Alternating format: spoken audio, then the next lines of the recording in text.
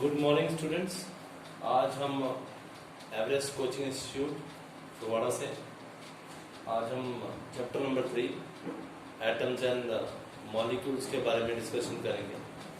इसके हम 4-5 वीडियोस डालेंगे सीरीज में ताकि आपका पूरा चैप्टर कवर हो जाए।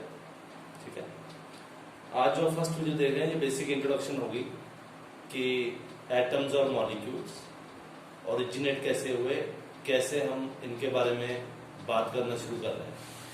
तो फर्स्ट जो कंसेप्ट आया वो कंसेप्ट आया कोई बहुत साल पहले, जिसकी ओरिजिनेशन इंडिया में हुई थी और ये अराउंड 500 BC में एक इंडियन फिलोसोफर महर्षि कन्नड़ ने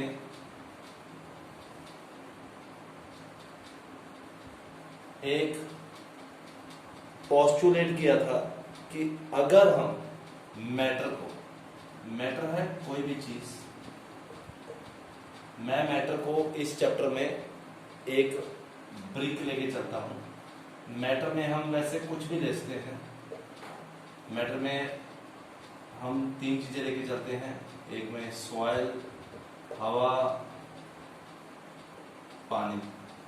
तो मैं आपकी बेटर अंडरस्टैंडिंग के लिए ब्रिक लेके चलता हूं। ब्रिक का मतलब क्या है? वो कहता है कि ब्रिक ली, महर्षि कन्नड़ ने बोला, इंडियन फिलोसोफर ने 500 BC में, कि अगर मैंने एक ब्रिक ली और उस ब्रिक के मैं पार्ट करता गया तो मैंने 2 बन गए, फिर एक पार्ट को और छोटा करता गया। एक स्टेज ऐसी आ जाएगी जब उस ब्रिक का एक छोटा सा एक पार्टिकल आपको दिखेगा। जैसे आप एक ब्रिक को तोड़ने की कोशिश करते हो तो छोटा सा एक बिल्कुल ऐसे टाइप का पार्टिकल, रेते टाइप का, ईंट को निकल के जो रेडिश का पाउडर सा निकलता है, उसको छोटा सा उसने पदार्थ बोला। ठीक है, और वो कहता है कि ऐसी स्टेज आ जाएगी जिसके बाद ये पार्टिकल डिवाइड नहीं हो सकते। तो मैंने बड़े पार्टिकल से छोटे करते करते एक पार्टिकल बनाया, जिस पार्टिकल को उसने नाम दिया परमाणु। मूवी भी आई थी परमाणु। परमाणु मीन्स स्मॉलेस्ट पार्टिकल। ठीक है, और फिर उसने बताया कि एक फिर इंडियन फिलोसोफर ने और इस पे काम किया और उसने बोला कि जब ये परमाणुओं को जोड़ जोड़ के, जैसे आप बोलते हो कि मिट्टी के छोटे टुकड़ों को जोड़ जोड़ के आप एक मिट्टी की स्लैब बना सकते हो तो ब्रिक बनती है।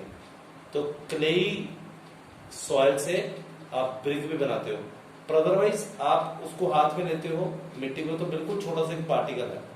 वो कहता है कि छोटे पार्टिकल से बड़ा भी बनता है और बड़े पार्टिकल को जब ब्रेकआउट करते हैं तो एक छोटा स्मॉलेस्ट पार्टिकल बनता है, जिसको उसने नाम दिया परमाणु। ठीक है, अब ये स्टडी यहां पे नहीं खत्म हुई। फिर एक ग्रीक फिलोसोफर ने इसके ऊपर थोड़ा सा और काम किया। ग्रीक फिलोसोफर ने बोला कि एक स्टेज आएगी जब मैं मैटर को डिवाइड करता रहूंगा और मैटर उससे ज्यादा डिवाइड नहीं हो पाएगा। जब मैटर उस स्टेज पे पहुंच जाएगा जब वो डिवाइड नहीं हो पाएगा, matter will be indivisible at a particular stage. उस इनडिविजिबल मैटर को ग्रीक साइंटिस्ट ने नाम दिया एटम। ठीक है, तो मेरे लिए एटम क्या है? ब्रिक में एक मिट्टी का छोटा सा कण, बहुत स्मॉल सा डॉट से, अगर इन डॉट को इकट्ठा कर दूंगा तो मेरा मैटर बन जाएगा। ठीक है, सो बहुत छोटा पदार्थ और एटम को जोड़कर उसने एलिमेंट बनाया। एलिमेंट को जोड़कर हमने कंपाउंड या मॉलिक्यूल बनाया। अब आप अपने साइड पे देखते हैं, हवा क्या है? हवा में बहुत सारी गैसेस हैं, पर हर गैस का एक छोटा सा एटम होगा, छोटा सा कण, जिसको जुड़कर एक गैस बनी होगी और गैसेस मिक्स होकर एक मैटर बना है। ठीक है, तो अगर हम बड़े मैटर को डिवाइड करते हैं तो वो छोटे की तरफ जाता है, जब छोटे को जोड़ते हैं हो सकता है किसी रेशियो में जोड़ा जाए, वो हम अभी करेंगे। दो लॉस क्या है, ठीक है। तो ये हमारी बेसिक इंट्रोडक्शन हो गई एटम्स एंड मॉलिक्यूल्स को लेकर। अब हम आ गए दो लॉस जो कि बेस करते हैं इस चैप्टर का। अब चीजें जुड़ेंगी कैसे, उसके लिए लॉज ऑफ केमिकल कंपोजिशन समझेंगे हम। ठीक है जी, लॉज ऑफ केमिकल कंपोजिशन में दो कंसेप्ट हैं। ठीक है जी, पहला कंसेप्ट है law of conservation of mass, जो बोलता है कि mass can neither be created nor be destroyed but can only be converted from one form to another. ठीक है, इसका आप नोट कर लीजिए कि मास इन अ केमिकल रिएक्शन, ठीक है, मास कैन नाइदर बी क्रिएटेड, ना ये बनाया जा सकता है ना खत्म किया जा सकता है, but it can only be converted from one form to another। जैसे एक एग्जांपल लेके चलते हैं कि आपने कार्बन मतलब एक लकड़ी का पीस लिया, ऑक्सीजन लगाई आपने उसके साथ हवा में और उसको आपने हीट किया तो वो गर्म हो गए, जलकर कार्बन डाइऑक्साइड बन गया। ठीक है जी, कार्बन का मास एटॉमिक नंबर का डबल होगा तो ये 12 ग्राम होगा। ऑक्सीजन का एटॉमिक नंबर 8 है तो उसका मास 16 हो गया। ऑलमोस्ट डबल होता है 3-4 एलिमेंट्स को छोड़कर, वो हम डिस्कस करेंगे जैसे हम चैप्टर में आगे जाएंगे। ठीक है, तो ये आपका हो गया 32 ग्राम और ये आपका हो गया कार्बन का 12 और ऑक्सीजन 32, तो ये 44। तो आप केमिकल रिएक्शन में देख सकते हैं कि इस केमिकल रिएक्शन में law of conservation of mass hold करता है ट्रू, क्योंकि ये एक फॉर्म से दूसरी फॉर्म में जा रहा है और ये मास कहीं भी निकल के नहीं गया। So we are only converted from solid state of a wood by burning it in the presence of oxygen। triangle means heat।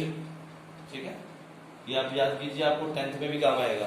Heat और ये क्या बना आपका कार्बन डाइऑक्साइड जिसका वेट हो गया 44 ग्राम।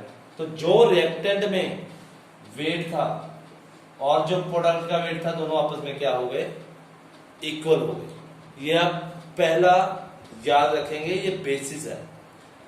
दूसरा कंसेप्ट आया जो कि काफी इंपॉर्टेंट है हमारे पास, जिसको हम बोलते हैं लॉ ऑफ कांस्टेंट प्रोपोर्शंस। अब ये क्या है लॉ ऑफ कांस्टेंट प्रोपोर्शन? जैसा कि वर्ड से क्लियर है कि ये एक ही तरफ को इशारा करता है। वो इशारा क्या करता है कि कोई भी एलिमेंट, कोई भी चीज अगर किसी दूसरे के साथ जुड़ेगी तो एक फिक्स्ड रेशियो में जुड़ेगी। ठीक है, तो वो कहता है इन अ केमिकल सब्सटेंस, कोई भी केमिकल सब्सटेंस, जैसे आप घर में नमक खाते हैं तो वो सोडियम क्लोराइड होता है NaCl। ठीक है, पानी आप पीते हैं तो वो वाटर है। कार्बन डाइऑक्साइड की मैंने एग्जांपल ली CO2। अब इसमें दो चीजें हैं, एक तो वेट है अकेले एलिमेंट का, ठीक है, एक रेशो है। रेशो कैसे है, जैसे आपने H2O लिखा, इसका मतलब हाइड्रोजन और ऑक्सीजन मैंने लिखा, तो हाइड्रोजन के 2 एटम ऑक्सीजन के 1 एटम के साथ जुड़े और उन्होंने वाटर मॉलिक्यूल बना दिया, तो ये रेशियो की बात आ गई ना। सो हाइड्रोजन और ऑक्सीजन मेरे पास वाटर में 2:1 की प्रोपोर्शन में जुड़ रहे हैं। They are combining in a predefined concept that is through what, proportion. ठीक है जी, अब हम इसकी डेफिनेशन लिखेंगे, आपको और क्लियर हो जाएगा।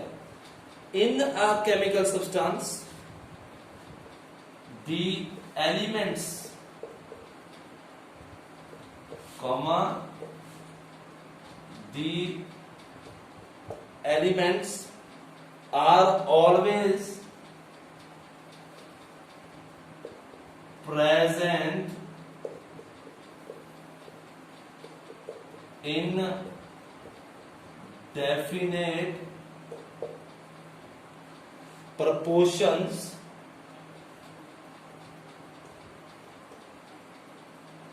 by mass।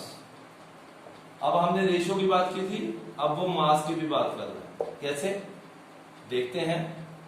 हाइड्रोजन लिया मैंने, हाइड्रोजन का एक एलिमेंट का वेट होता है 1 ग्राम, तो 2 का हो गया 2 ग्राम और ऑक्सीजन का हो गया 16 ग्राम। और मैंने यहां लिख दिया H और O।